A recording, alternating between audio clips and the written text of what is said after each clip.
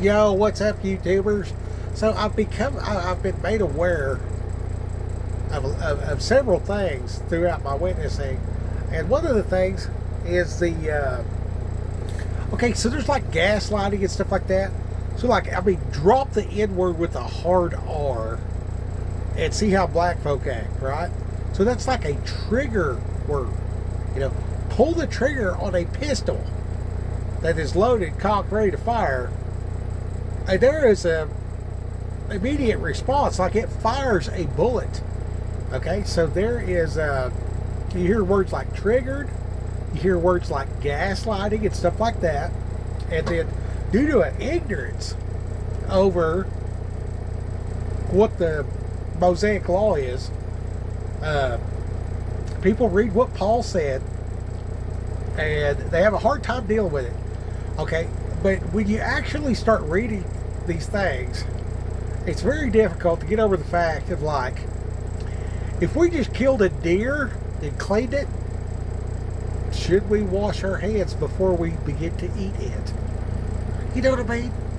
And then, like, one of the laws for the ladies, let me back this up. Sorry about the sneezels. So Jesus kept the entire law.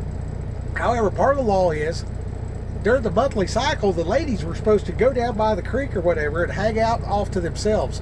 Fun fact, get a bunch of women together, they all have the cycle about the same time.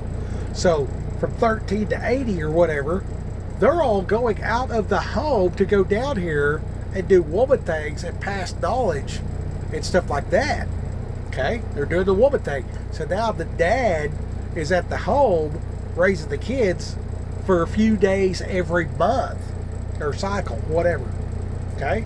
So that's according to the law. So how much goodness is passing back and forth between the generations while these ladies are down here by the creek? Okay? How did Jesus keep the entire law when menstruation is brought up? So he was not female. Okay, so it doesn't apply. Respect. If I keep, if then agreeance, okay? So it refers to the church as the bride of Christ, who actually is God. So in Ephesians chapter 5, it tells the woman to respect her husband and the husband to be kind and gentle and love the wife. So a man doesn't actually need love. I actually need respect. A lot of what we refer to as respect here is agreement. So I'm like, okay, we're going to do this, do that, do this, do that. She says, okay, cool. How? I'm like, hey, she's agreeable. Well, you know what? If you'll do this little part over here, I'll take care of this big chunk over here that's difficult. And now being kind and gentle due to the fact that she's agreeable and respectfully being a part of the process. Okay, so as I'm respectful and part of the process towards God, it opens a door for him to do his thing. I'm walking more maturely, which is gaining his favor. It's easy for Sky Daddy to not paddle my ass if I'm respectful. And let me tell you, if I break the law in this truck, I'm driving 100 miles an hour, they're going to take me to jail. And rightfully so. I'm being a menace to society. I'm reckless driving. Whatever. Okay? So if I'm breaking the law to whatever degree, I get some time out. I get a fine or whatever. I get penalized. God, don't you hate that word? So I'm reaping what I've sowed. So I'm walking in disobedience. So I'm getting the fines. I'm getting the tickets. I'm losing the license. I got to get the truck out of impound, whatever. Consequences due to choices. So if I read what God says, do this and don't do that, and I agree with that, I believe it's the best way to do it. Am I going to be perfect? No. It says that the requirements are right standing with him. Okay, so we see don't harvest and cook food on the Sabbath. Then he's eating the grains with the stuff or whatever like that.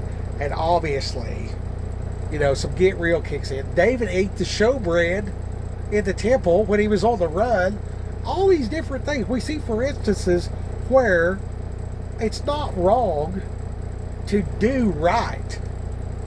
And that's what you need to understand. So even though this is the law, it's not wrong to do right. So you got to act appropriately in each situation. And he gave us the helper, the Holy Ghost. You see what I'm saying? So if you got the Holy Ghost, it's kind of like a guide into all your endeavors.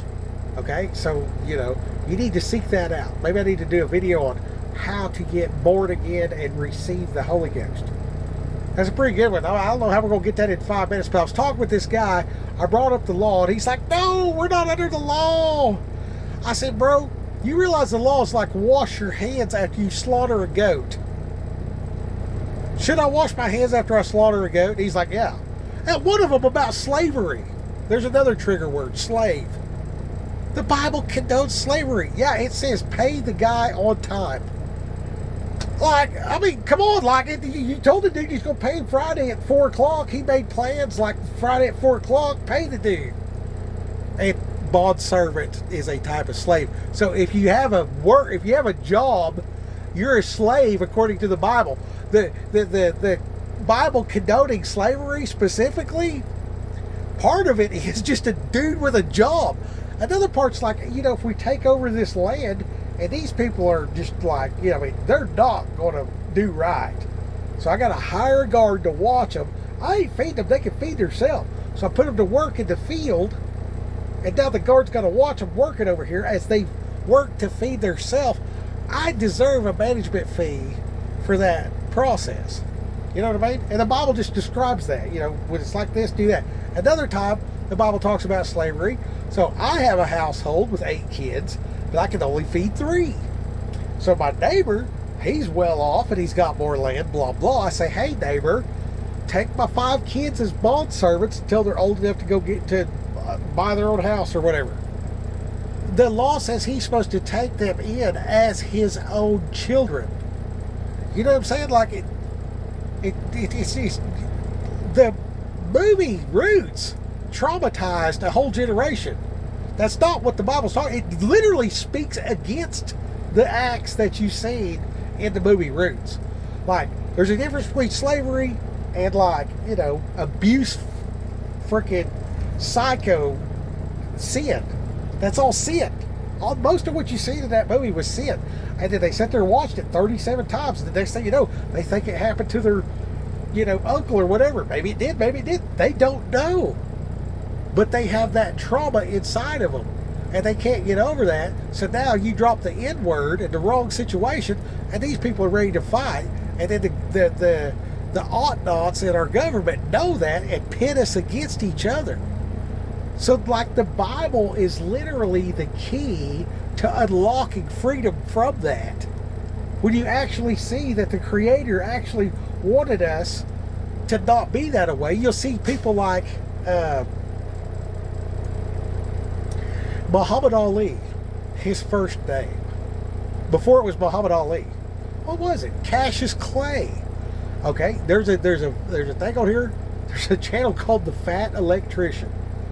Type that in and then type in Cassius Clay, and you'll find out that there was a white dude named Cassius Clay. His dad had slaves, but he read the Bible and he decided that's evil.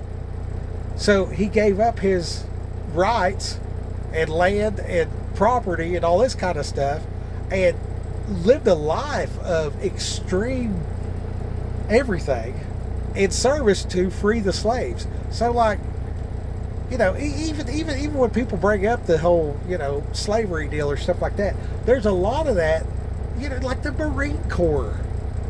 The Marine Corps off the Barbary Coast stopped the pirates. The main thing the pirates were doing was creating slaves out of the people that they captured.